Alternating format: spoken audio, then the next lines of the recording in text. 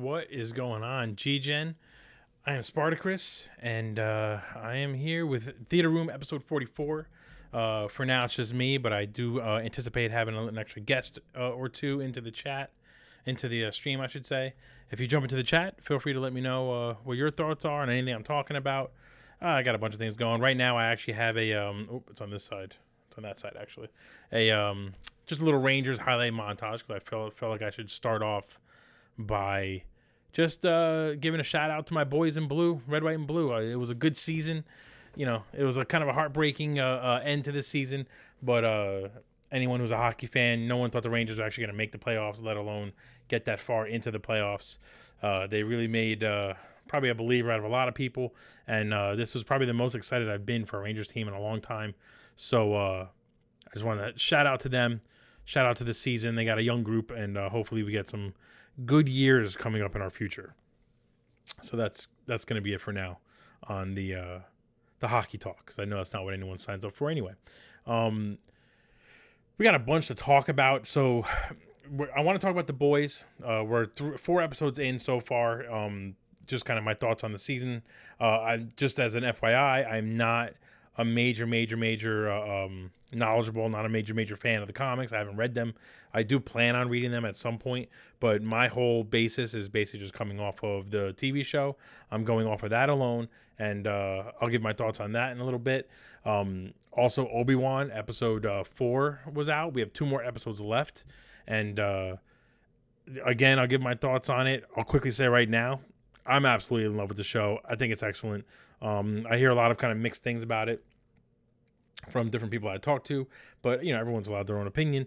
I'll kind of go through the reasons why I love it so much. And then one of the major things that I wanted to kind of go over today, and I kind of talked about it live with ScytheX, is the Xbox and Bethesda game showcase. Excuse me, that happened this past Sunday in the afternoon.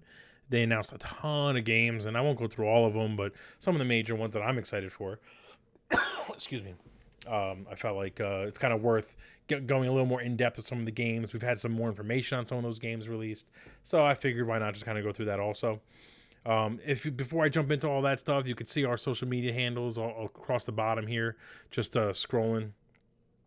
We're all over the place. TikTok, Facebook, Twitch, Twitter, YouTube. What am I missing? Snapchat, Instagram. If you don't, you could generally find us at GGENetwork on all the platforms.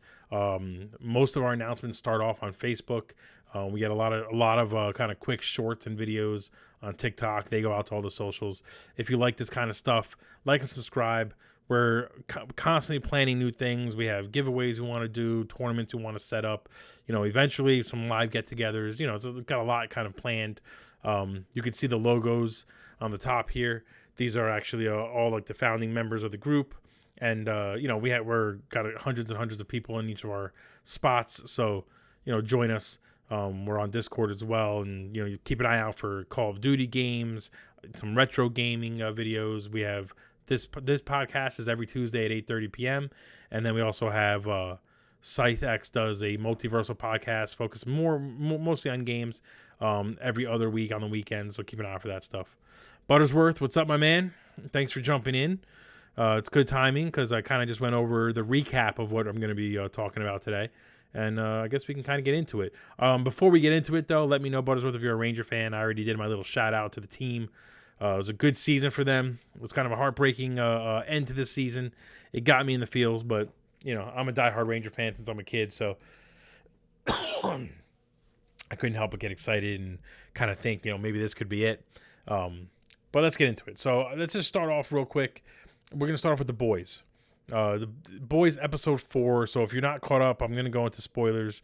We have 4 episodes for season 4, or season 3, I should say. And I'm loving it. This is just slowly becoming one of my favorite superhero shows. I like the idea, after all the superhero stuff we have, of having a superhero property that kind of parodies the whole superhero genre, and that really makes you think to yourself, you know, what if these are not good people? And this show, nothing does it better than this show. In particular, Anthony Starr as Homelander is kind of putting on a clinic. Everything else is cool, but in this past episode in particular, some of my favorite moments. There's a moment in the comic books, I think it was Huey's first kill, where he accidentally punches a hole through someone's dick. So they don't exactly do that in this episode. He punches a hole through someone's chest, but it's kind of the homage to it because his first kill on the show, he wasn't superpowered. For anyone who's questioning why he's superpowered, it's because they developed a serum that gives you powers for 24 hours. And him and Butcher are basically taking advantage of that to kind of even the playing field. It was just such a funny moment to see him, utilize his powers for the first time, disappear. I like the little joke about his clothes not disappearing with him, so he was naked and not realizing it. Excuse me. I think it is interesting to see how happy he was using those powers, because that was, it's just not his character, at least the character they've shown us so far. And just for the record, he's still nowhere near on par with Homelander, but I think that's where Soldier Boy comes into play. So it seems like, now again, I don't know the comic books. This is all kind of new to me. I'm just kind of going off the show. It seems like Soldier Boy not only has the Havoc laser beam coming out of his chest, but he also has this his ability to, his special power, essentially, it almost seems like it negates the special powers of other people, of other superheroes. And you see that kind of at the end of the episode when he shoots Kamiko, and she doesn't heal like she does earlier in the episode when she gets shot. So it almost seems like he not only is powerful and strong, and I guess he's the weapon that can kill Homelander, but because he subdues their special powers and they can't heal from it. Curious to see how that plays out. He looked cool. Soldier Boy is basically the boys' version of Captain America. Obviously, everyone in this world is more fucked up than anyone in the Marvel universe, and I'm kind of curious to see where this goes. It's only episode 4. We have, I think, 5 episodes left, or maybe 4 more episodes. It's not the longest season ever. But so far it's been great. It's been funny. You kind of knew the moment Kamiko and Frenchie were having that little heart-to-heart about running away after the mission was over, that something was not going to end well.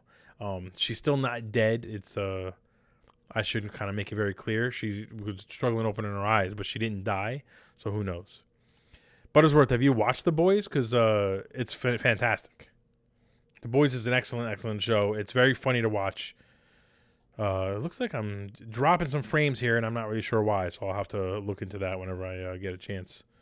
Hopefully it doesn't look too bad for you guys. Hopefully you guys can hear me. I don't really have much on streaming right now, so there's no computing power, so I'm not sure why I'm having struggles here. Let's see. Let's figure that out. But anyway, so yeah, if you haven't watched The Boys, I highly recommend it. It's essentially a parody of Justice League. It basically tells you it's basically what's happening in real life, just we don't know if the heroes are mean. It's essentially what if superheroes are owned by a corporation and are basically sold to the public through movies and music and all kinds of licensing deals, And the major moment in this episode was Homelander essentially taking over the company that owns him, which was Vought Entertainment. And it looks like I'm dropping frames for some reason. Why am I dropping frames? I apologize for people watching and listening. I don't know what the heck is going on. But this show wouldn't be this show unless we had some issues with some technical issues. So that's The Boys. Now I want to go into more depth about Obi-Wan. Because Obi-Wan is really... I'm a Star Wars fanatic, if you can't tell from all the Star Wars stuff behind me. Star Wars is my jam, essentially. I've loved it as a kid. I've been a fanatic as a kid. I'm absolutely in love with Obi-Wan. In my opinion, it's the best Star Wars show we've gotten on Disney Plus so far. Mandalorian is up there for sure as a brand new property, but Obi-Wan is kind of what I was expecting when Disney said that they were going to release kind of original shows and kind of fill in gaps and all that stuff. This is a section of Star Wars canon that we have not seen before, we haven't heard about before. All we knew was that Obi-Wan lived on Tatooine in hiding for 20 years. So it's nice to actually get some kind of a canon story about what happened during that time. I like the idea. People are not liking the idea of Leia being in the show, but I don't know why it bothers people so much. It makes sense. I mean, what's Luke doing? He's just playing with spaceships and living with Uncle Owen. So no reason why we have to follow him the whole time. Yeah, it's because I'm a Rangers fan. Maybe that's why I'm dropping frames. In this last episode of Obi-Wan, I don't know how much of anyone who watched knows, but they basically, one of the reasons why I'm loving the show so much is because they're borrowing elements from some of my favorite Star Wars properties. So there's the scene where Obi-Wan is in that torture room and lights go out. He ignites his lightsaber, takes out a stormtrooper, then turns it off and goes back into stealth mode. That's ripped straight from one of these cinematic trailers from The Force Unleashed, where Starkiller does the same exact thing to a whole bunch of stormtroopers. There's the entire Fortress Inquisitorius is basically, the first time we saw that was in Jedi Fallen Order. Excuse me, for me on PlayStation. Even like, the way Obi-Wan was running from the Inquisitors and, essentially shattering the glass to let the ocean essentially save his life. Same thing from that game. Everything about Darth Vader I love. I did hear a lot of people are complaining that the show's not about Darth Vader, but they never said the show was going to be about Darth Vader. It was about Obi-Wan. And, Darth Vader is obviously a big part of his story. So I think the show's doing a great job of kind of just showing this lingering presence of Darth Vader kind of bothering Obi-Wan, him feeling like he failed him and let him down. And it's just amazing. One of the other complaints I keep reading about is that Disney forgot or doesn't know how lightsabers work, in reference to the fact that he slices at a stormtrooper and just kind of sparks fly, and instead of slicing his arm off or his head off, he just kind of cuts him and knocks him down. But, I tell you to go back and watch the originals, and not every lightsaber swipe went through somebody. Sometimes they did, sometimes they didn't. I don't know. I feel people are just looking for reasons to be mad and angry. But honestly, just sit back and enjoy the show. I just don't understand why we can't just enjoy what we're getting. We're living at a time where we're getting tons of properties in Star Wars and Marvel. We're getting TV shows and movies. Because of COVID, we're getting all these things at a pretty rapid rate. Every few months, it's a new thing. Excuse me. I don't understand. Stop being angry and just enjoy it. Enjoy the stories that were being told. I mean, you don't have to agree with everything they do, but let's stop hating on them, for sure. Now, just keep in mind, we only have 2 episodes of Obi-Wan. So 2 episodes left, I should say. We obviously know in the next episode, the tracker's going to come into play. I don't know if that means that Darth Vader's going to find Obi-Wan or if it's going to be Reva that finds Obi-Wan. And I don't know if they're going to get back to Alderaan, but we are pretty much promised one more meeting with Darth Vader and Obi-Wan. I don't know how Obi-Wan's going to survive that and go back into hiding somehow. That's kind of left up to the storytellers to tell us. But there's just another major moment that we have to look forward to. Buttersworth, I agree, man. Obi-Wan is so fantastic right now. I'm loving it. I do think this is one of the first Star Wars shows, and even Marvel shows, if I'm being honest, where the pacing has been pretty consistent the whole time. It doesn't feel slow at all. It almost feels like it's going too fast. And I feel like we could use maybe one more episode to just kind of slow things down a bit. I still don't get why I am losing frames. It's very frustrating. There's nothing I can do about it now.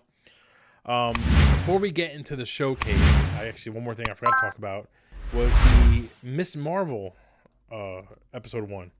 So that was Miss Marvel came out this week. It premiered. Let's put on a little trailer for you guys, and I got the chance to check it out. It's it's okay. It's only episode 1. I don't think it's as bad as a lot of other people try to say it is. It's very definitely high schoolish, it's very childish. To me, it felt a lot like Spider-Man Homecoming, just without the superhero Iron Man, Spider-Man stuff. Again, though, this is only episode 1, so, we haven't met the main villain yet, and we, haven't just seen, where all the budget went. I personally don't know the character at all from the comics. I've heard of her, but besides the Avengers video game, I have no, and even like the Lego Marvel games, I have no kind of connection to the character. I really don't like the stretchy powers, even for Mr. Fantastic. I know they're a part of his character, but I'm not a fan of those, so I'm more than okay with them changing those powers. I didn't hate the way it looked for her. Excuse me. I didn't hate the way it looked when she reached out to save that girl in the Avengers Con. I like the way her costume looks. I think the powers look pretty cool. This connection to like the cosmic world clearly is going to kind of push her to Captain Marvel, which we all know this show is going to lead into the sequel for Captain Marvel. So I don't think it's bad. Buttersworthy, I agree. I think there should be two more. At least there should be more of Obi-Wan, you know. But from what I understand, the show's doing so well for Obi-Wan that they actually want to add another season of some sort. I don't know how that's going to work, but I guess we'll wait until they make that announcement. I am curious to see if we're going to get in Miss Marvel any cameos of any type. I kind of hope we don't. You know, to me, it's like it almost... Not everything needs to cameo or tie into another show. We know it's going to tie into the Captain Marvel movie, so you know we don't really need the cameo in the show. Let's just kind of focus on this one character. After this show, we are getting Thor: Love and Thunder comes out in July, and then it's She-Hulk. So, you know, I'm of the mindset of like, you know, the more the merrier. Just keep releasing it, and I'll be good with it. And now, kind of the main attraction, I wanted to talk about the Xbox and Bethesda Games Showcase. So they announced a lot of stuff. I don't have to go through all of it, but I am going to go through some of it. First is this Arcane first-person shooter game. It's basically feels like Left 4 Dead, but it's an open-world single-player FPS with vampires and I'm assuming other creatures. You know, a big variety of weapons, fast-paced action. It looks all right. You know, I wouldn't say that I don't like first-person shooters. I'm a big fan of immersive first-person shooters like Cyberpunk, Elder Scrolls, Fallout. This looks like it kind of has that potential to be one of those. Obviously, Half-Life 2, those are big time. The graphics look good. This is an Xbox exclusive, or at least, a console launch exclusive. That probably means it'll be on PC if you have a strong enough PC for it, and that eventually it will come out for all the other systems. But just kind of scrolling through that real quick. The big game that I really wanted, I'm just gonna say right now. By the way, a Resident Evil 4 remake is coming. I hate that they're doing Resident Evil 4. I want them to do Code Veronica. Resident Evil 4 is not my favorite Resident Evil, but I mean, there's nothing I can do about it, I guess. I just skipped a game that I wanted to get into. This one here. So this is it Forlorn? No, it's not Forlorn. Flintlock, that's what it's called. This game to me was the one game that wowed the crap out of me. It's a kind of like a God of War style, I don't know, Assassin's Creed. I'm not even sure how you... Oh no, this isn't it. This is Plague Tale. Let's get to that one. I want to see Flintlock because that game looks good. Obviously, we got Halo. Scorn looks... Oh, there it is right there. Boom. Did I go too fast? Oh, we got someone joining us. Hold on one sec. I'm here, baby. Get me in. Tag me in, coach. Oh, man. Turn your phone sideways. I can do that. There we go. Look how beautiful that looks. What's up, brother? Playback. What's up, Captain? What's going Dude, on, man? Sorry I'm running a little bit late, man. I had you obviously know that I work with kids for a living, and I coach. And my 7th, 8th grade team tonight won the World Series, baby, because that's what the captain does. What, 7th, 8th grade, you said?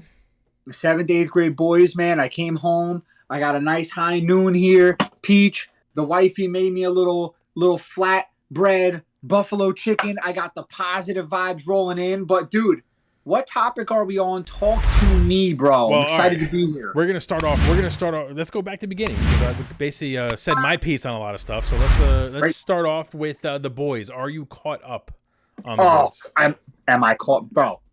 Does a bear shit in the woods? Of course I'm caught up. So what did you think of the last episode? I'm personally just loving the shit out of it. I think the whole show is fantastic. I love every moment of it. The reason why people are cynical about it is because they feel it has to be crazy action all the time in order to catch their attention, because up to now, let's be serious, everything's been so over the top. Every scene we're like, whoa, right? Right. So when you have a more of an episode that's explaining or takes a twist that maybe somebody doesn't like, but what people don't get, though, I don't know your view on this, man, but this, to me, is leading to a nice little Soldier Boy, Homelander face-off, bro. Showdown with them two, and then Huey with some superpowers, too. I don't know how he's going to hold his own against those two, but that's going to be a battle. I like Soldier Boy's little new power with his little laser coming out of his chest. You know, Yeah. I just feel like he's missing a little. Like he should have made a sound, kind of like as he shot it out. I feel like that would really sell it. I mean, I thought we were getting another penis scene there, no doubt about it. Well, what I'm looking forward to is episode 6 is called Herogasm. Now, I don't know the comics, but from what I understand, that's essentially a company sponsored giant orgy between every hero that's under their umbrella, and some shit goes down. They pay people to just keep your mouth shut and let anything go. So that's episode 6. We got a couple episodes left, 2 more episodes for that, but that's gonna be nuts. That's gonna be nuts, and I don't even know what they're gonna do in the show with that. I mean, listen, there's a lot. The show is just taking on a roller coaster to begin with. I got to be honest. I binge watched the first season. My daughter was about 3 months old, 4 months old. I'm holding her in my arms. So, I see this superhero show. I turn it on. Right off the rip, boom, bro. You get just a girl who is disintegrated. Yeah. Right. So, by A-Train ran right through her, and I'm like, this is some vulgar stuff. I gotta really tune in here. Yeah. So right then and there, I mean, it's taken us through a roller coaster. The show in general, in my opinion, is a true feel of what it would be like if there was superheroes with us, real life superheroes. It really is, would they be good people? Would they abuse their powers? Would they be political? Would they, whatever? Would they use it for money or, fame? Right. It's so cool. So this past episode, I can appreciate taking a step back. I have to tell you, one thing I didn't like was Huey taking powers. I didn't like that. Yeah, I'm torn on that. I'm torn. I'm not even torn on him using the powers. I get him being so angry and wanting to use the powers, but the fact that he enjoyed it so much is kind of against his character a little bit. That's not the Huey that we saw this entire show.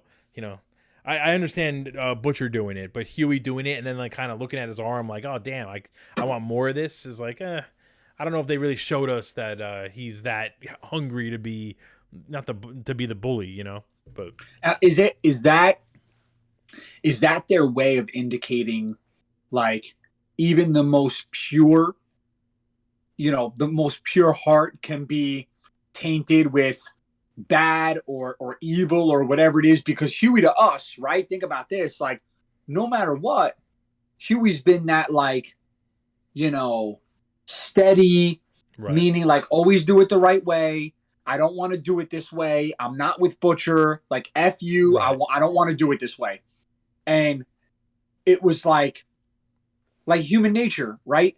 How far will one be pushed until that's it, right? So even when you're the best of people, does everybody have a certain point?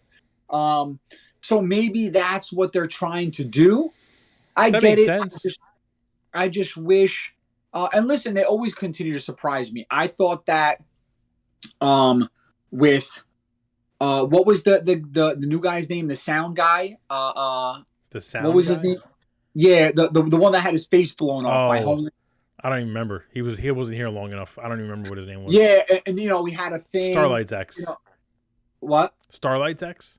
Yeah, so we had a thing with her, blah, blah, blah. I thought for sure it was going to end up being he was either a rat or had a thing. Right. It ended up being A-Train still a rat. That was a surprising turn, actually. I thought A-Train was turning on Homelander. I did not expect that. That's what I mean. The show always finds a way to have you saying, damn, bro, I really thought I had this one. Yeah. Yeah. So super cool, man. I mean, overall, listen, not the most exciting season. I'd have to say season 2 was. Yeah. Season 2 was very, very intense the entire time. I think we're going to get to that level of intensity, like you said, later on when Soldier Boy, obviously at some point the boys are going to recruit him to their side, and the goal is to kill Homelander. So as we get to that, I think it's going to be more intense. Real quick, Buttersworth says, first he says, holy hell, he lives. So he's excited to see you. And then he says, that the boys reminds him of a deadlier version of the Watchmen, which is basically what it is. I mean, that's an accurate description. By the way, Watchmen, not as sadistic, right? Not to get too off topic with Watchmen, but you were talking about essentially a celestial Right. on Earth, and he was there to like figure things out and cure things and do this, and it was almost like what happens when he becomes everything. Right. Right. This one you saw, maybe I'm wrong, maybe you won't even agree, but with Homelander,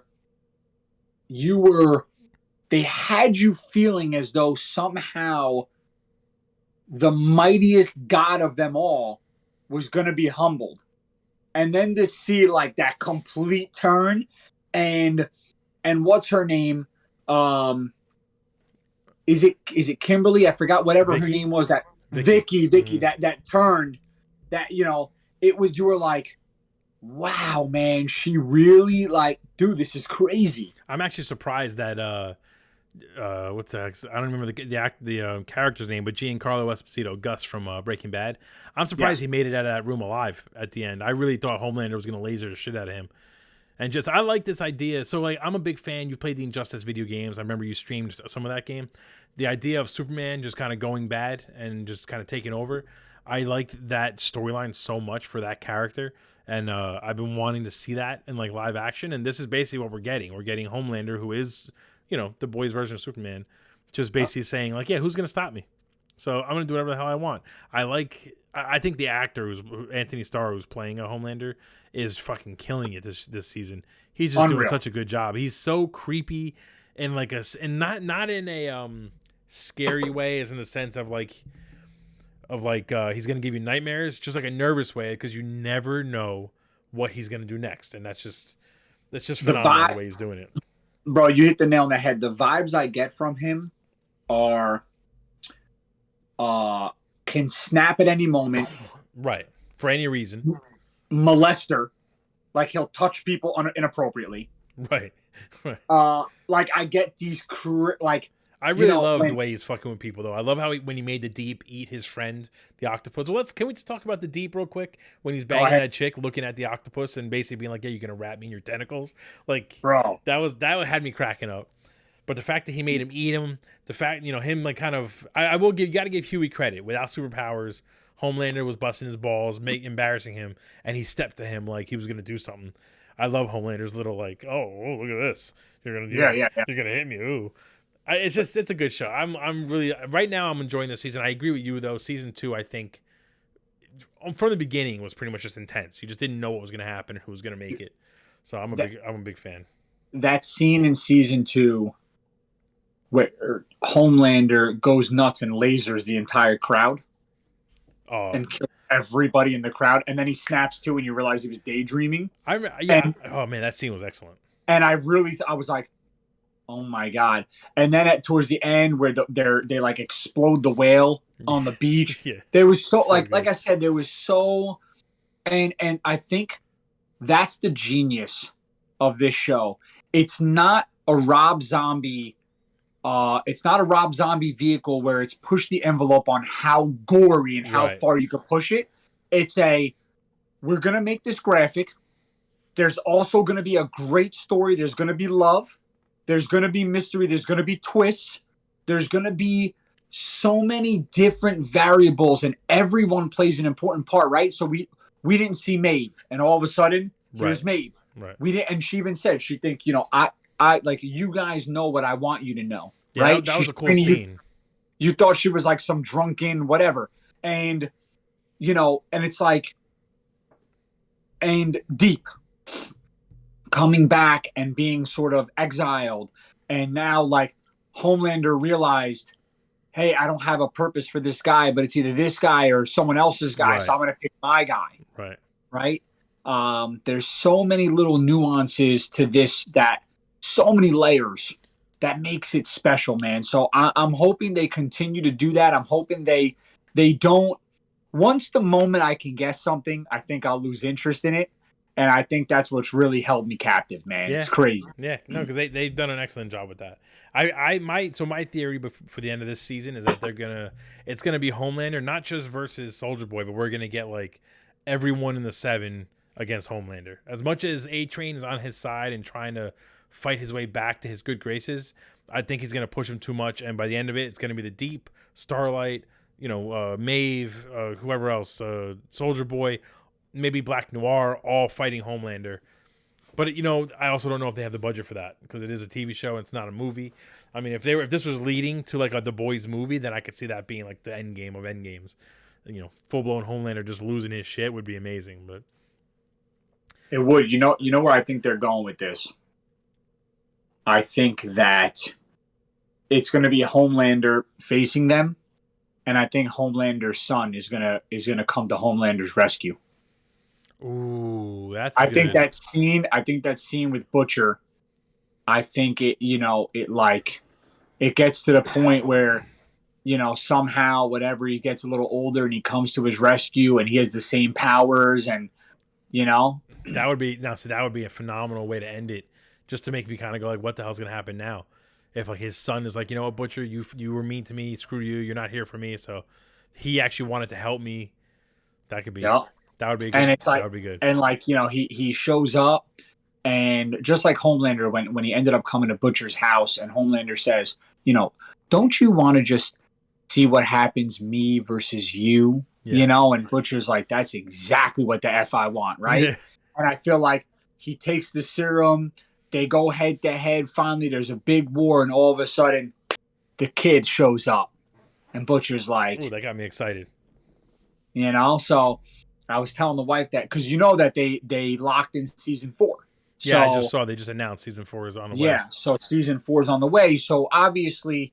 we're not going to get the coup de grace this year. Right. We know we're going to get something built up, but it's there's very few shows that really shows, not movies, but it's like You're like, man, this has got all the vibes, bro.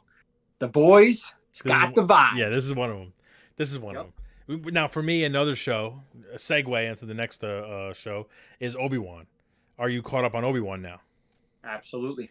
So for me, I'm loving the show. I really have no complaints, and I said it earlier in this episode that one of the reasons I'm loving it is because they're borrowing the best moments from some of my favorite Star Wars video games and bringing them into the show.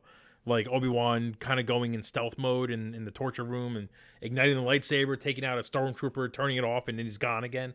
Like, that was an amazing scene. The whole thing with the being underwater and releasing the ocean to help him get out of the fortress. Amazing scene. I like the whole dynamic with the Darth Vader and the Inquisitors. Like, I'm just loving everything about it. I'm such a huge fan of the show. What do you think? What are your thoughts on the show? So I agree. I'll tell you that what I don't like is the Inquisitors, and I'll tell you why I don't like them. So everybody knows, this is well known in the Jedi universe. There is never more than a Sith Lord and one apprentice. Never more, nothing more, nothing less. Always. It's a matter of fact. And the fact that there's good Jedis that are Inquisitors, that are Sith Jedis, but not, bothers me a lot, because I'm like, that to me is a stretch. I like the fact that there's like essentially bounty hunters, right? I do like the fact that there's that aspect. I think that's cool when they're tracking them down and whatever.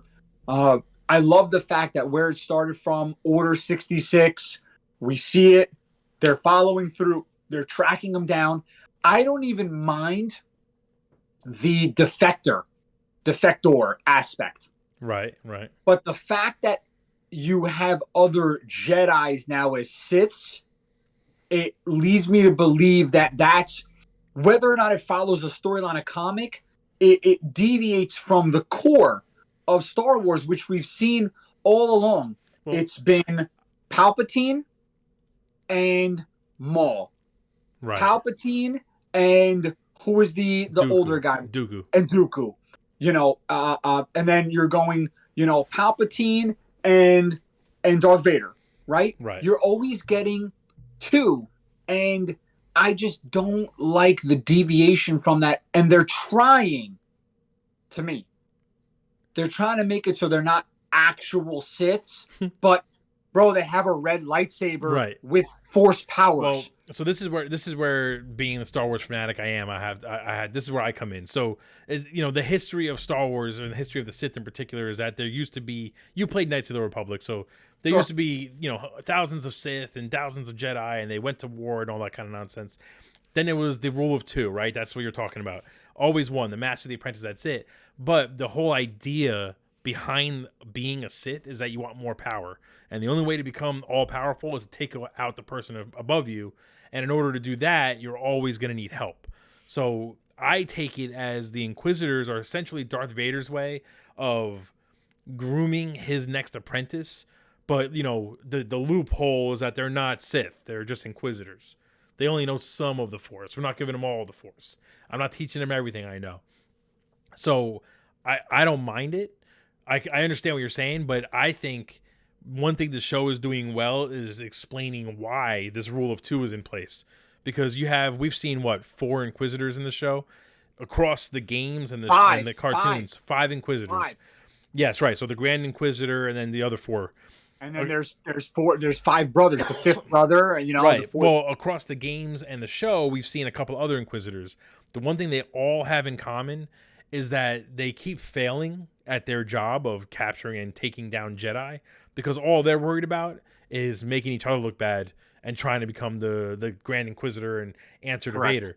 That's the one thing the show, as far as the Inquisitors are concerned, is nailing. We're seeing exactly why you can't have so many Sith. And, to your point, the idea of twisting a Jedi's mind so much that he becomes Sith, is fine, but it's not a long-term solution, because clearly they don't know what the fuck they're doing. They keep fighting amongst themselves, and they're never going to catch anybody. The fear, though, is that if they fuck up so many times that you're going to make them look stupid, and then they're not a threat anymore. You know what I mean? And I guess, when you have Vader in the show, the Inquisitor's never going to really be a threat, because he's just the ultimate badass anyway, which they've shown us as it is. I mean, but I'm not complaining. It doesn't bother me so much. I mean, listen, Rogue One, which may have been the best Star Wars movie ever. Thank you. Someone else. And I that last scene where they're trying to get the drive off the ship, and you see him killing all the guys and coming through the door, and my favorite. And he's that scene was a massacre. One of my favorite scenes of any Star Wars anything, because it's just so good. It's just peak Vader. It's exactly what I always want.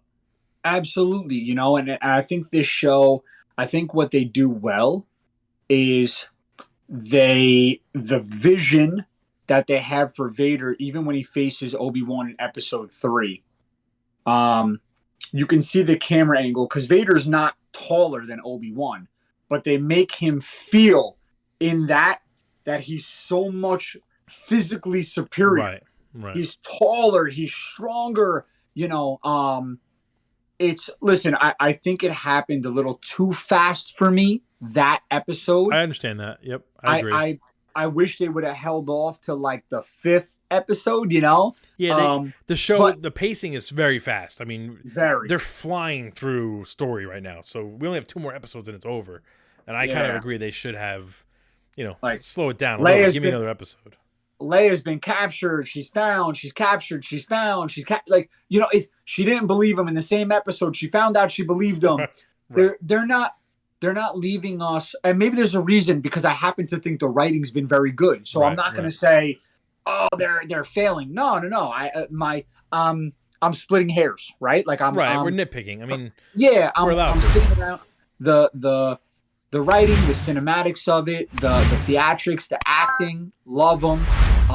Listen, Obi-Wan was never a favorite character of mine, personally. And I know he was, for many, a favorite character. Oh, yeah. I can tell you that this show has reminded me just how crucial he was to the Star Wars universe. Meaning, not only did he train the eventual Darth Vader and bringing balance to the Force, right? He was essentially right under Yoda and Windu, and we thought it was Qui-Gon Jinn, but it's not. Right. And the whole time now you see how much was really centered upon him keeping the Skywalkers alive. Right. It's very cool. It's good to see that they dropped the armor a little bit in the whole like the Force is with you sort of thing, and led him to believe that like he strayed away for a little bit. Right. He didn't believe in it Right. anymore. He came back. Now I'm interested to see how he becomes strong again. Right. Well, that's one thing they've done well. I feel like when you watch I've watched this last episode a couple of times now, and one thing I really like is that we see him in episode 1 kind of no force at all. He's just walking around. He's an old man, whatever. Episode 2, he's struggling to use the force. It took a lot of effort to catch Leia. And then in this episode, you kind of see little glimpses when he's using the lightsaber of like his fighting style. Like he does like a little move, a little flourish, and he's back in like, it's almost like the rust is starting to wear off and he's starting to get that muscle memory back. So I think they've done a phenomenal job, not just saying it, but showing that slowly but surely he's reconnecting. And my guess is by the end of this season, they're talking about the show doing so well that they might do a second season of Obi-Wan. I don't think the show needs a second season. We'll see how it ends, but that's just more of him, I guess, reconnecting with the Force and, you know, I don't know, going on some sort of adventure to save maybe Luke at some point. You know, I don't know how it's going to end because we do know he's going to have another showdown with Vader, and we know that he's supposed to survive that showdown, get back to Tatooine in a way where Vader doesn't even know he's there, and then hide again for the next 10 years. So, you know, I don't really know what they're going to do. Again, it's another show that's kind of got me guessing. I have zero idea how it's going to end. The one negative I will say, though, is we know who survives. You know, where's the tension? You know, Leia, we know survives. We know Luke survives. We know Obi-Wan survives. We know Vader survives. I guess the Inquisitors are supposed to be the ones that we're questioning, but I mean, do we care if they survive? I guess it's up to everyone else's own opinion, but I personally don't give a shit. I want to see them all die, and I want to see Vader do it. I don't even want to see Obi-Wan do it. I want to see Vader go nuts and just destroy everybody. Yeah, you know me, man. I would love to disagree. That's part of my thing. You know, yeah. I really, I'm not going to disagree to disagree. It's so hard. I don't even think people understand this when they bitch and complain about something being not what they thought it was. Do they have any idea how hard it is to write a show when everyone already knows the outcome? No. We know the outcome. Right. And they wrote a show that we still love. Like, right. You have no idea how difficult it is to say, okay, by the way, everyone knows the entire storyline. Right. We know so much. We know eventually Vader gets Obi-Wan. He becomes part of the Force. You know, we know this. And yet they still captivate us by putting a show together and having us say, wow, what did he do during this span? This is wild, right? So they completely plucked it out of the universe, and I couldn't love it more. And by the way, I have to say, it's off topic, and I know we're not going to get into it, but Marvel kind of messed me up with these shows. And why I say that is, this is good. Actually, you know what? This is a good topic because the Xbox showcase doesn't need to be discussed. I already discussed it. This is an interesting comment here. I want to dive into this. So I'm obviously we're all Marvel guys. We make it real apparent on GGEN we're Marvel guys. Yeah, 100%. Like it's Marvel and DC is pretty much licking the bottom of my boots. Okay, so. That's how we feel about it. Not because we want to, it's because what we've been given. Right. So, you know, when I look at these TV shows, listen, let's call a spade. They did the TV shows because we were in a pandemic, and they had to give us product to not lose interest in a 14-year dynasty that still had a lot. Remember, we had Endgame, and they're trying to stay relevant after. So what do? You do shows. Right. Okay. So WandaVision, pretty good. The ending, lackluster. Okay. Right, I agree. Hawkeye,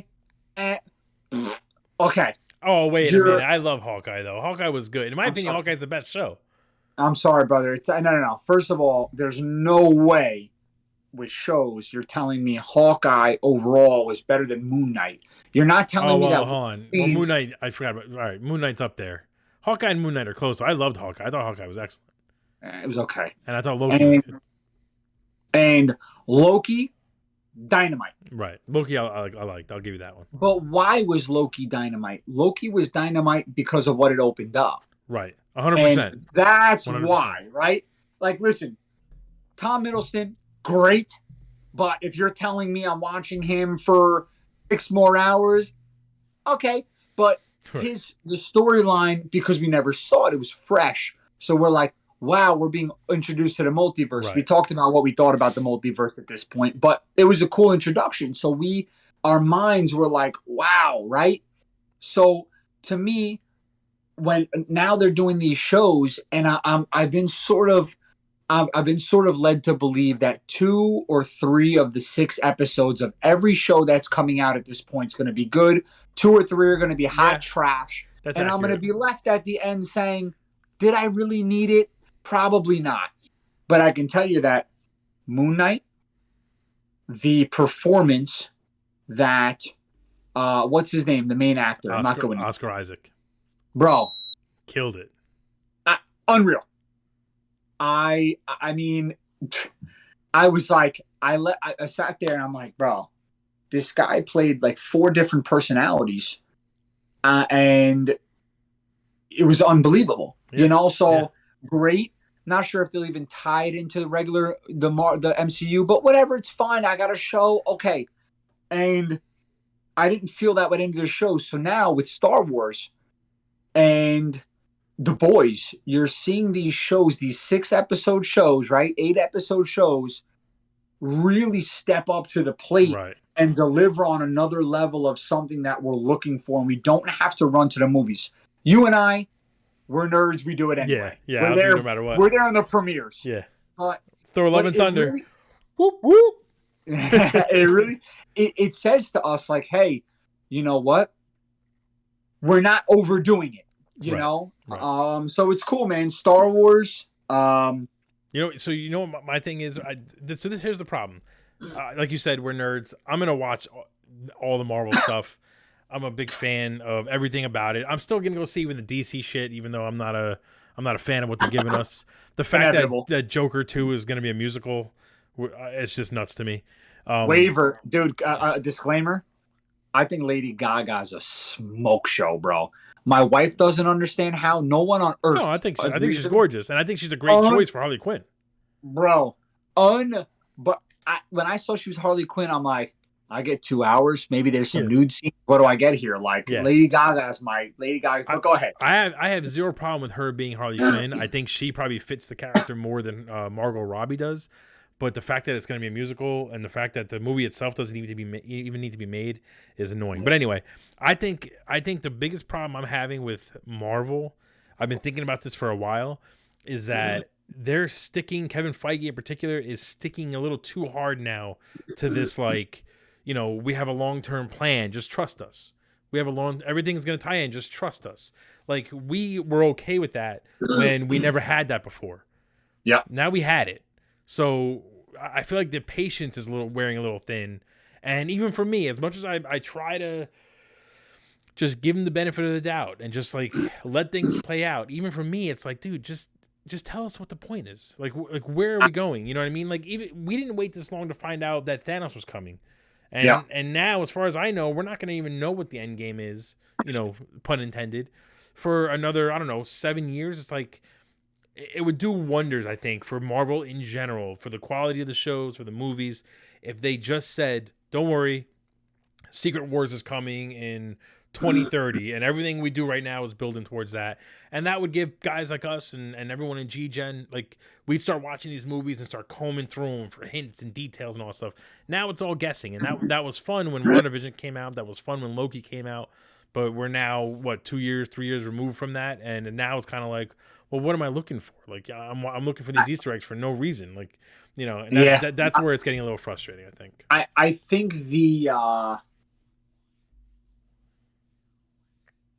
the fact that we're getting the B team, right, and we know for the next 12 years we're getting the B team, how can we get juiced up about it? Keep in mind, for the first 14 years, and it's not the A team, because really the A team has Wolverine in it. Exactly. We know that. But right. for us, with what we saw, we're like, bro, Iron Man, Thor, Right. Hulk, Captain America, and now I'm getting, I'm getting Black Knight, I'm getting Moon Knight, I'm getting Blade, I'm getting Eternals. Okay. So when I'm getting juiced up for Shang-Chi, there's a problem. Right. And that's a good point. That's good. I can't even argue with that. That's a good point. And that's where the issue is. How can we subscribe to the B and C team? Bro, even further, B and C. Right. Because truly, people don't know. The team we got is really the B team. Iron Man's a B character. Right. All of them were. Thor, Captain America. The only one who's not a B character is Spider-Man in the MCU, I should say. And some can argue Hulk. And Hulk, yeah. Hulk. Because Hulk had a big deal in the Infinity Wars, in the comics. But you're if all of this is to introduce X-Men and a new Wolverine and a direction, okay. And listen, I think we got a little bit of that in Doctor Strange, right? I think we got a little bit of that. Fine.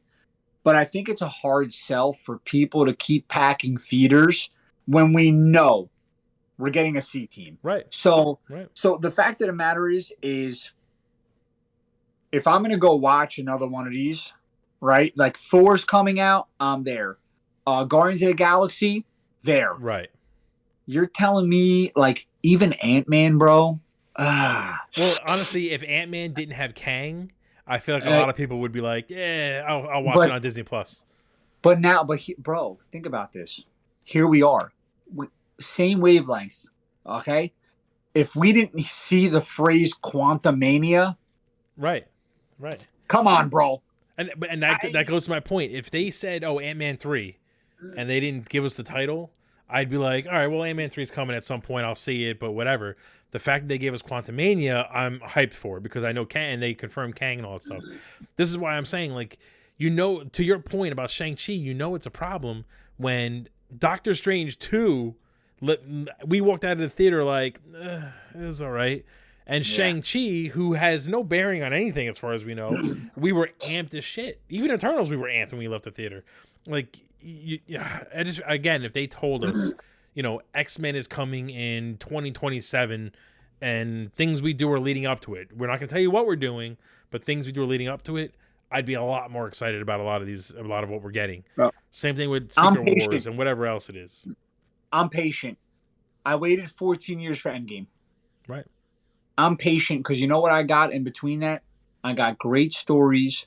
I got characters that I wouldn't normally fall in love with. Right. I got movies when I went. I was floored by the cinematics, by the actors they picked.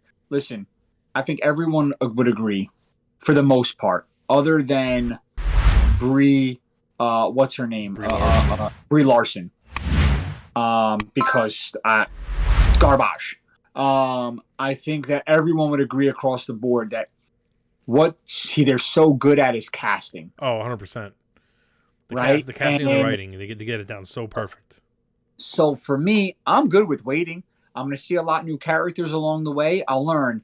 But it's a tough sell when I'm sitting here and I'm thinking to myself, here's another B character. Can't wait to watch Moon Knight. Right. Here's another B character.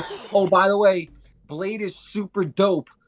But Blade in the MCU, even though he is, do I need it? Nah, come on, bro. I don't need Blade in the Spider-Verse. I don't need, Black Knight. I don't need these guys, dude. I don't need them. Like you're giving me shit that I don't need. Especially now that we know that they own the X-Men and they own Fantastic Four. Like, holding on to those characters for however long they plan on holding on to them, I think is a mistake.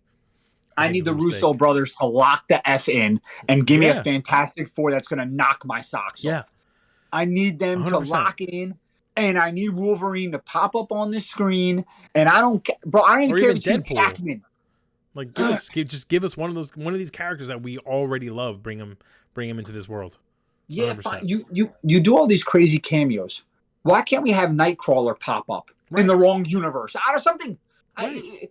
It's And give tailor-made me a, for it. It's tailor-made for it. We already know the multiverse is cracking. We know that there's an incursion happening. Like, just do it. It's not you hard. want to you CG want it. a villain. You want a villain. You want someone who's out of control. Timeline rift. Give me a Dark Phoenix. Oh, I don't even want to go there. They're gonna fuck Give that me up. a Dark Phoenix against Scarlet Witch. You Can you wanna you imagine that? wanna Can you imagine if we Nah, got but that? bro, why this is the thing that everyone knows. Scarlet Witch with the snapper of her fingers essentially killed all mutants, right? We're Right. talking about the House of M. All I'm saying is why do I have to sit here scratching my balls waiting for something that's going to tickle my fancy here? I don't Right. understand. Right. I got 14 years of gems. I feel like we took 3 steps forward to take 5 back. I Yeah. don't like, Yeah. That's and actually that's accurate. That's how it feels. and every movie I was like, man, every single one. Even if I was listen, okay, I don't care what anybody says. After Iron Man 1, the rest were trashy. Okay, we got Iron Man, but you know what they were great for? The Easter eggs and the cutscenes at the end, and it gave us other characters. We got more of the Avengers initiative. We got more. So we said, you know what? We'll live with this trash because we're getting more. Okay. At the end of the day, who doesn't Trashy. lock Trash is themselves? a strong word. I don't know if I Nah, would I'm use just, trashy. who does it? Okay. Listen, I'll So admit that Iron Man 1 in Phase 1 was like here, and Captain America, Thor, then Iron Man 2 kind of bumps up a little bit, then Avengers, and then in Phase 2 is when all the characters started to, except for Thor, started to really kind of get up there. yeah, But I mean, wouldn't. I Thor, don't know if I would use trashy. I listen, mean, that's a little. Thor 2 was as bad as it gets. Thor 2 And for me is the lowest of the low in the MCU, even lower I've than Captain Marvel. I've never seen. That's tough. I've never seen. That's a hot take. That's a hot take. I've never seen a movie rebound Thor 2 to Yeah. Ragnarok. But that makes me scared for Thor: Love and Thunder because I feel like they're leaning so much into the comedy, and like Ragnarok was like an epic movie, so it'll be epic. I think I have faith, but the trailers don't make me as excited as I was going to be, as hyped as I was going to be for Thor. I know that we're just sort of like we're here drinking and having a good time at this point, Yeah. but with the new Thor, now that you went down the rabbit hole with gore, right? Right. First of all, Christian Bale, the effing GOAT. Yeah, 100%. I'm gonna mic drop that. Yeah. Do we get a true to life gore I don't think so. storyline? Are you familiar with the storyline? Yes. You're versed in it? Okay, Yes, and this is my so- problem. Like they took, and it's the same thing with Ragnarok. That's such an epic storyline. The end of Asgard, and they put it in one movie, and they did it justice, sort of, kind of, maybe, but like, I don't know. I think when Thor Ragnarok came out, we were so amped for Endgame, and we were just kind of full blown sprinting towards Infinity War and Endgame that like we overlooked the fact that we just watched Suitor like just destroy Asgard, and it wasn't that really big of a deal. Gore, I mean, this guy should be in multiple movies. He's like another Thanos level. He should be taking down gods, and it should be a multi-level or multi-movie threat where we're finding these gods dead over and over again, and multiple people got to team up to fight him. It's a one movie thing, as far as we know. I mean, he's like, essentially he's imprisoning gods. He's forcing them to build a god-killing bomb, right, the end all bomb, and he brings his son back, and then the son is what ends up, back calling him like a hypocrite. He's the god of hypocrites, and he ends up giving Thor the power to not die from the bomb, and then Thor meets up with his future self and fights off whatever, and people, there's so much to the storyline, and I'm like, I'm going to get that in 3 hours. Right. Like, I understand that we have to adapt some things to film, but like, if they said this was like Thor: Love and Thunder Part 1, and we knew that it was going to carry over to a sequel, right? Like, then maybe. But this is what I'm talking about. It's like, this storyline should be as epic as, Infinity War, Endgame, like going at it with Thanos. We're getting one movie out of it, and the trailer makes it look more like a comedy than anything else. And like, as much as I'm excited to see it, I'm also kind of like, ooh, there's something about it that I'm I'm not Yeah. vibing. I'm not vibing with this Yeah. thing right now. Like, Not I feel, bro. you know? I feel you. Listen, there. I don't like when people tap into the well too many times. Right. I think Right. this retro feel, right? I think you got a lot of it in Ragnarok. Right. I 100%. think that you got a lot of it in Guardians of the Galaxy 2. Yes. And we're getting even more in this one with the shirt and the workout and the blah blah blah, the hair, whatever, the cool synth. vibes, like he's smoking weed, chilling out. It's it has to be something. Listen, Jane's supposed to be the new she's the goddess of thunder, whatever. She's supposed to have cancer in the comics. Every time she turns into her Thor persona, it kills her more. Right. Is that something? I don't know, dude. I'm very. Listen, bro.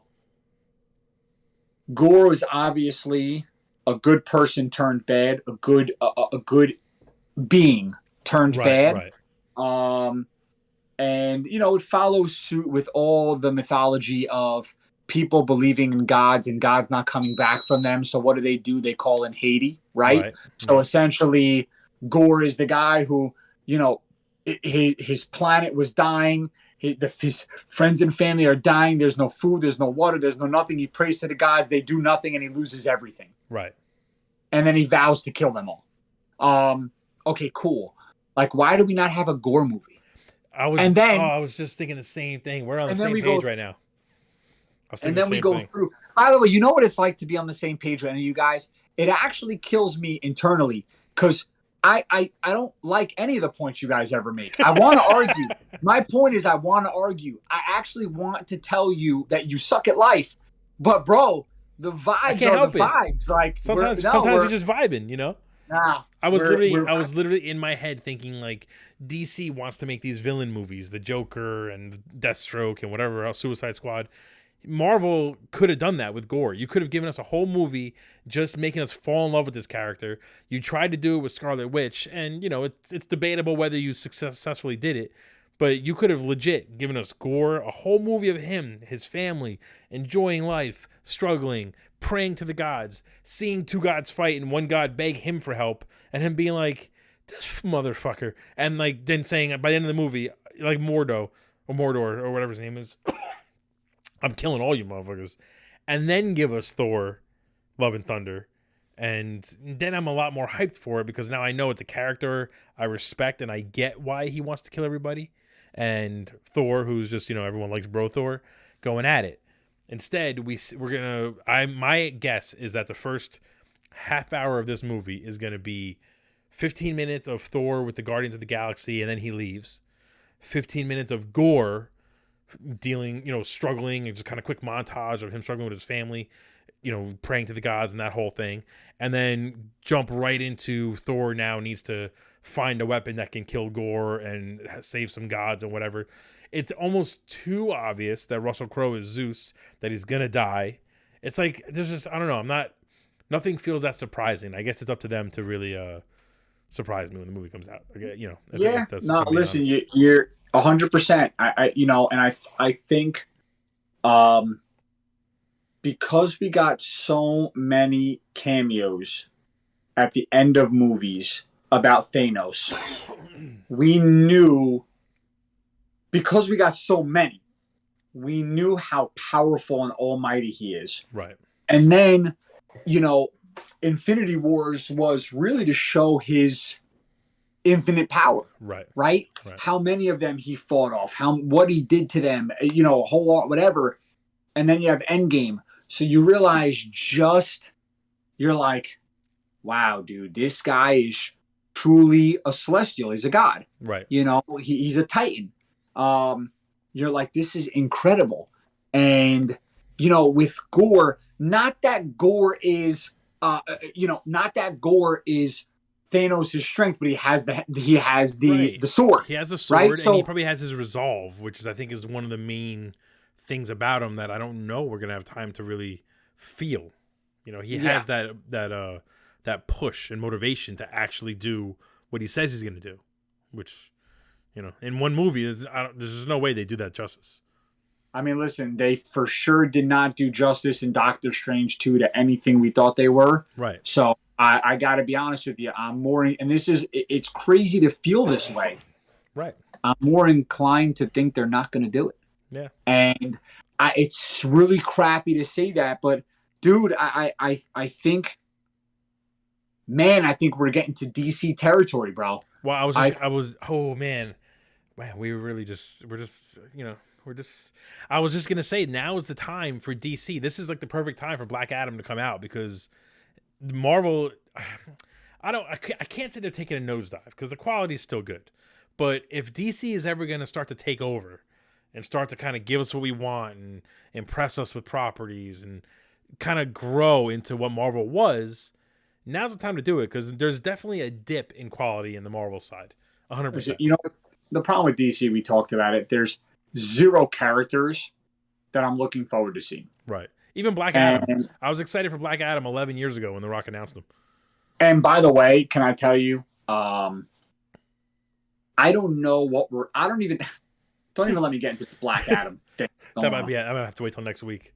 Bro, because I don't even know what fucking planet we're on with that trailer. Right. Is this once again, DC always finds a way to F it up. Yeah. It's a Black Adam movie. There's no surprise. I saw 5 cameos. Bro, can anything be a surprise? Can I get into Black Adam thinking I'm getting a Black Adam movie, and then I can get X, get X, Y, Z? Right, you didn't have to show us any of the other, I don't know, whatever they call them, the Legends of Tomorrow, or whatever they are. You didn't have to show us that, the Justice League of America, or whatever it is. Why couldn't you just, I agree with you, show us Black Adam. Like, let us fall in love with the character. Desperation. The whole trailer screams desperation. It's The Rock going, I put 10 years of my life into this. I put so much of my own money into this. It needs to do well. Just show them everything. And by doing that, I'm kind of like, none of it looks that great.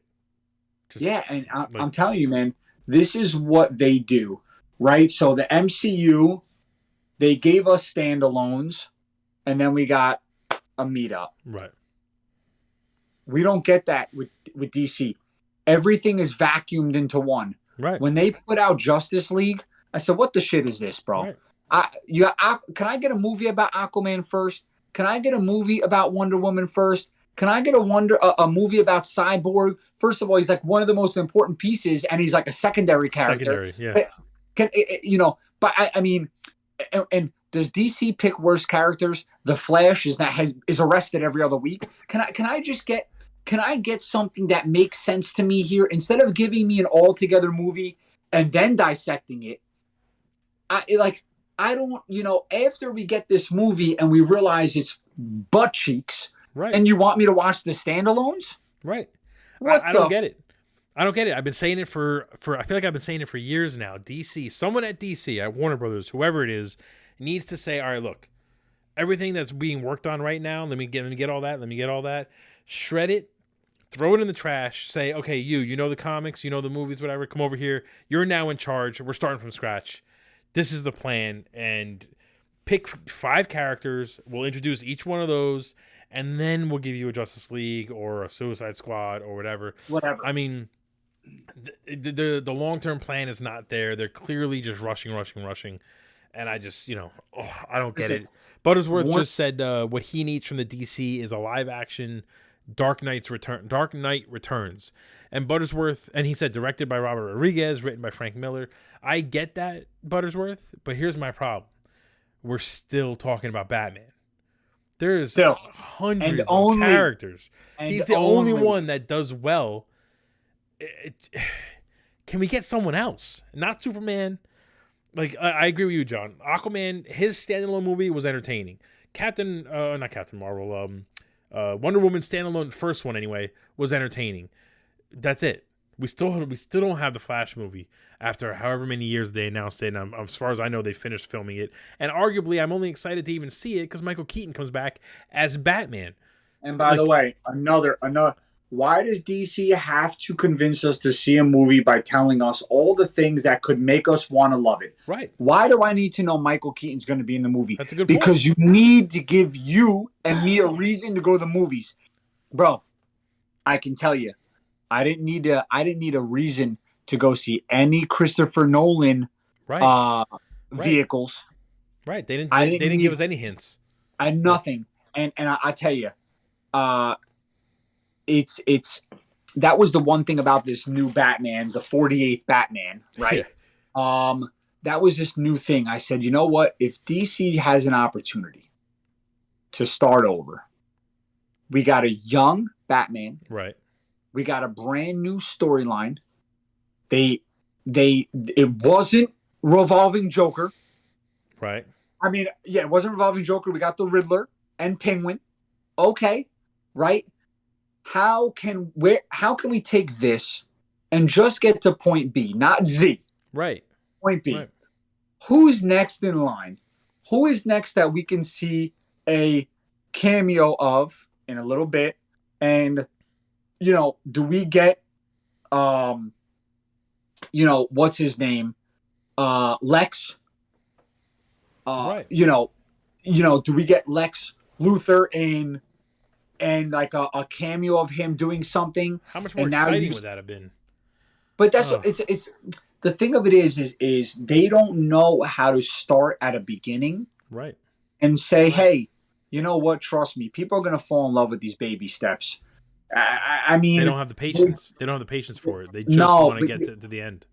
but the reason is because for 14 years they watched the MCU rake in trillions Yeah. of dollars, Yeah.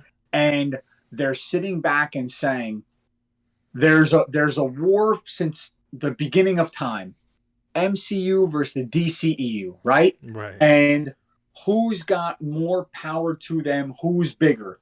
And they sat around for 14 years and say, man, the big brother just raked in the dough. How can we get a little piece of the pie? Instead of sitting back and saying, you know what? We're going to let them have their moment. It's too stupid to compete. They hit the nail on the head. Right. No problem. Let's write something, even if it takes 14 years. Let's write it all out. Let's not tell a soul. And now that Marvel is like sort of, rocky. Right. Now we say, hey, boys, great run, 14 years. That was cool. We'll catch you in another 14. Now it's our turn. Right. But no, we don't get that. No, instead we get random set photos of Blue Beetle that I want to be excited for. I like the character from the comics, but I have zero idea if it ties into anything. What's the whole point? Is it a teen movie? Is it an action movie? Does it have to do with Black Adam? The Rock's talking about his own shared universe in the Black Adam world. Like, everyone's just doing their own thing, and it's just fucking annoying. And by the way, we can name 30 MCU characters. Actually, probably 50. Okay. I want you to name me after the ones we named. I want you to give me another 6. For DC, I couldn't do it. Thank you. Swamp Thing. Oh, Swamp Thing. Oh, yeah. By the way, a definite panty dropper. Next. Absolutely. Let's see. Well, how about Green Lantern? Unless, we won't count him. He's a major character, right? Let's not count him, even though he's terrible in the movies. I'll even give them to you. Go ahead. All right, so let's see. DC. I don't even know. I'm trying to think of the Injustice video game. That's how bad it is. Starfire. Is that even a character? Who? I don't think so. Who? Starfire. Would you put you put Star Fox and no? Isn't she she's the girl that the cosmic entity or whatever? I was completely fabricated. Next. All right, I made it up then. I tap out. Tap. I'm out. I can't think of anything else. Superman. I'll throw him back out there. How about Supergirl? Does that count? She's getting her own movie too. I don't know if you know that. Batgirl. They're getting their own movies. Everyone revolves around the Bat family. Yeah. By the way, you know the scene in Billy Madison where they're sitting around on the curb and he lights the poop on fire and he said he called the shit poop. Yeah. That's where we are here with DC, bro. Yeah. That's where we are. 100%. We're all on the curb, and we're laughing. we're laughing at this because there's shit on their front doorstep. They're calling it poop. It's on fire. They have no idea what's going on. And you know what? You have somebody from the wing yelling, Don't stomp it out with your boots, Ted. And that's just what we have here, bro. It's a bag full of shit they call poop, and we don't know what else to do with it. It's And we keep going to the not, theater to stomp on it. I don't know. Like, I don't know no, why people are doing this. But it's, you know what it is at this point. Once again, let's call a spade a spade. It's a guy's night, right? We go there. We know already. We're hyping each other up. We're like, bro. But like subconsciously, we're in the car. We hang up with each other and we say the same thing. This movie's going to suck. Yeah. But we're driving there already. We're committed. We're pot committed. Tickets are $45 now. We're committed. Okay. So we show up in the parking lot and we see each other. It's a hug and we're like, man, this movie's going to be good. And the only thing that's going to be good is the popcorn we ate. But we know that. So we sit in the movie and we're like, man, this is a car wreck. But I mean, it's, bro, I don't know what else to say. We enjoy it too much to not watch it. We enjoy it too much to not see it. People think, especially for me, like I play the asshole role pretty well. Okay. If the shoe fits, you wear it. And like I said, I have anxiety even agreeing with you, but I am. People think I go to a movie to be a jerk. Right. No, dude. I want to leave a fan. Bro, I'm a fan. That's what I am. I don't wake up a jerk and watch something to be a jerk. I want to be a fan and I wake up a jerk because I'm not a fan anymore. Right. They don't get it. Right. They're killing it. They're killing our love. And by the way, you see, I'm being tough on MCU. I'm a super MCU nerd. Like, I never was a comic guy. I kill Wade for it because I'm like, bro, no one cares about the comics enough already, right? But like, truth is, I'll dive into the backstory. I'll try and get that hyperbolic overview of it so 100%. I can learn, educate. Well, to your point, The Boys is a perfect example. You gave us a property that I never heard of them before the show came out. The show has been firing on all cylinders. It's been consistently good. Starfire is somebody from Teen Titans, by the way. Buttersworth just confirmed for me. Thank you, buddy. Yeah, Teen Titans is such a stretch, bro. Well, I like The Boys so much because of how good it is and how interesting and different it is and how well thought out it is that I, over the weekend, was downloading the Boys comic books. And I want to read and learn about the comics and the backstory and all that kind of shit. You know, DC, every time I watch it, like Black Adam's going to come out. I never read a Black Adam comic book. I can already tell you, I saw the trailer. I'm like, I'll just whatever The Rock gives me, I'll just watch that. I'm not gonna even bother. Yeah, and at this point, listen, dude, it's I'm not gonna throw shade on any Rock vehicles. I think he's done very well for himself. I 100%. think coming from the football movie that he did. What was the football movie? Was that Game Change? Oh wait, no, Gridiron Gang. No, something Yard. Not Gridiron Gang. The one where he was the quarterback, Joe Kingman, and his daughter. He didn't know he had a daughter. I forgot. That's a deep cut. I forgot about that one. That was one of his first kids movies. Yeah, he can't. Tooth Fairy was when he was a hockey player. Nah, but like I said, he's come a long way from these super B-level movies. I thought Gridiron Gangs was like right down his alley. Right. Tough, brute, whatever, blah, blah, blah. The Fast and Furious, Hobbs, love him. I think he does great there. He has a lot of great vehicles for sure. And even Skyscraper, I thought was thought it was a good movie. Right. Didn't get a lot of love, but I thought it was good. I'm like, okay. And that's it. Like, DC's like, hey, guys, we're all sitting around, right? We're all board members. Me, you, we're sitting around. And we're saying, well, the vacuum didn't work. The individual movies don't work. The people we select suck big donkey balls. Let's call up The Rock. Right? He always does well. Let's give him a shot. Yeah. Well, The Rock's got to hit home, right? And you know what?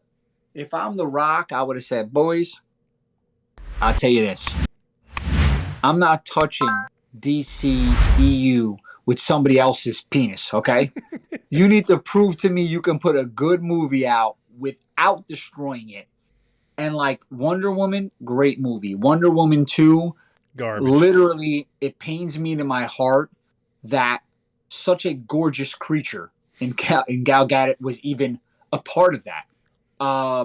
It was no. From the 10th minute on, I started to pray to God. I did. I said, God, please, can I fall asleep? Okay, which I never do during movies. Can we make sure the movie's like a 28-minute movie? Or can somehow this mess up to the point where HBO Max won't show me the middle of the movie and I have to go to the end?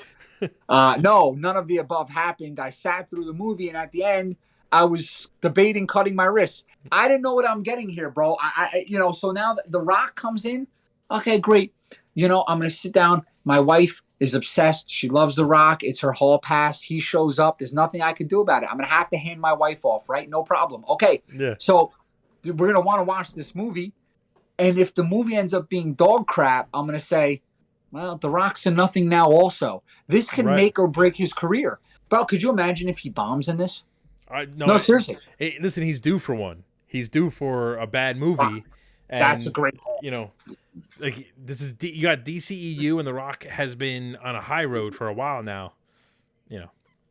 We're going to end it at that. All right, you heard it here first. The Rock could end his career with Black Adam. DCEU could end the career of The Rock. I'm putting it out there in the universe right now. This will be on YouTube. You can't erase it. If we're right, we're right, and The Rock owes us millions of dollars. That's the deal. And millions. Yeah, millions and millions of dollars because you fucking blew up. But all right, buddy. Thank you, Captain. Thank you, Buttersworth. I would have liked to see Jason Statham as Deathstroke. That would actually wouldn't be a bad choice, but instead, they're going to announce him as Deathstroke. They're going to show us one cool image of him as Deathstroke. Then they're going to say, you know what? We're not going to do it. We're not going to release it. Nah, they're just going to put him in a movie with 12 other people and put him in the background. Yeah, they're going to every single one of them is going to be named Deathstroke, and we're just not going to have any idea what the fuck's going on. I love that. Well, listen, catch me outside. How about that? All right, brother. Great. Listen, thank you. Thank you for waiting for me. Sorry. Yeah, no problem. Took so long. I got home. I did not expect my munchkin to be up, and of course, when I walk in the door, oh, Daddy, you want to build? Now she wants to play Legos at 8:30 at night. My wife did me a solid and kept my daughter up. I know how that goes. Dad, I got to sit right down and I got to do my thing. So gotta plug in. I appreciate it. And listen, I got to get on more for sure. God willing, not to agree with you makes me sick. Hopefully we'll be arguing in the next few weeks. Yeah, no, it's atrocious. I got to end the night off by saying something like "fuck you" or so. I don't know, dude. Right. It just doesn't feel right. Lego. It just doesn't feel right. Step on a Lego, dude. Hurt yourself. I don't know. I mean, I can't. But we were vibing today, so it's a little hard to end it like that. The force was strong. So the force was strong. If you haven't already, when you watch this on YouTube, like and subscribe. Make sure you kind of smash the like button so we can do more of this stuff. Keep an eye out for the captain, for myself, Zuplex, Scythe, and One Shot, all on Twitch, YouTube, TikTok, Instagram, Twitter, all the socials. You can find us at Snyderverse. You can find us at GGENetwork. We'll probably appear on the Snyderverse at some point on all the socials. And we'll see you guys next week. Theater Room at Tuesday at 8:30 p.m. And we'll talk to you later, man. Awesome. Later.